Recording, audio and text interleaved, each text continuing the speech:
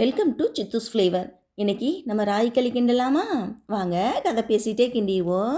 ஒரு உலக்கு ராகி மாவு எடுத்துக்கலாம். அதே கப்பில் 2 உலக்கு தண்ணியை ஊற்றி மண்பானையில் கொதிக்க விட்டுடலாம். அதில் கொஞ்சம் உப்பை சேர்த்துக்கலாம். ஒரு சின்ன கட்டோரியில் 2 ஸ்பூன் ராகி மாவை கலக்கி வச்சுக்கலாம்.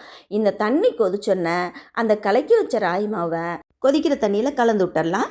மாவை கொஞ்சம் கொஞ்சமாக சேர்த்து நல்லா கட்டி முட்டி இல்லாமல் இழுத்து கிண்டி விட்டுடலாம். கொஞ்சம் நேரம் தட்டை போட்டு ரெஸ்ட்டில் விட்டுட்டு கரண்டியில் 2 சொட்டு எண்ணெய் ஊற்றி அப்படியே கையில் போட்டு உருட்டி உருட்டி வச்சிடலாம். எங்கள் அப்பத்தா விறகடுப்பில் மண்பானையை வச்சு உலையை நல்லா கொதிக்க விட்டு அதை கீழே இறக்கி வச்சு ஒரு கவட்டக்குச்சி வச்சு அணை கொடுத்து நின்று தான் கிண்டுவாங்க.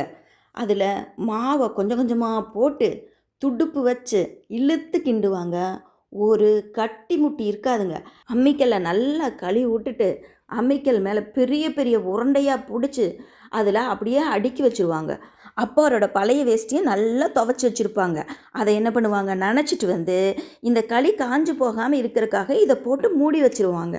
மீதி இருக்கிற களியை அகப்பையில் மோந்து பெரிய உருண்டையாக உருட்டி தண்ணியில் போட்டு அப்படியே விட்டுருவாங்க. எங்கள் அப்பாரு ஒரு வெங்கலத்தட்டு, வெங்கல கும்பா, வெங்கல செம்பு, வெங்கல கிண்ணி, இது 4 அவருக்கு மட்டும் தனியாக இருக்குங்க. நாங்கள் யாரும் தொடமாட்டாங்க. அதில் எங்கள் அப்பத்தான் என்ன பண்ணுவாங்கன்னா, ஒரு பெரிய உருண்டையை அந்த வெங்கலத்தட்டில் போட்டு குடல் குழம்பு வச்சுருப்பாங்கங்க. அதை அப்படியே ஊற்றி விட்ருவாங்க மேலே. அந்த குடல் குழம்புல கொஞ்சம் இந்த ராகி மாவு கலந்துருப்பாங்க. அது நல்லா இருக்குங்க, கெட்டியாக இருக்கும். இன்னொரு அந்த வெங்கல கும்பாவில் ஒரு களியை போட்டு அது மேலே எருமை தயிர் ஊற்றுவாங்க. எருமை தயிர் ஊற்றி கொண்டு போய் அப்பார் பக்கம் வச்சுருவாங்க. அப்பார் குழம்ப தொட்டெல்லாம் சாப்பிட மாட்டாருங்க, குழப்பி அடிப்பாருங்க.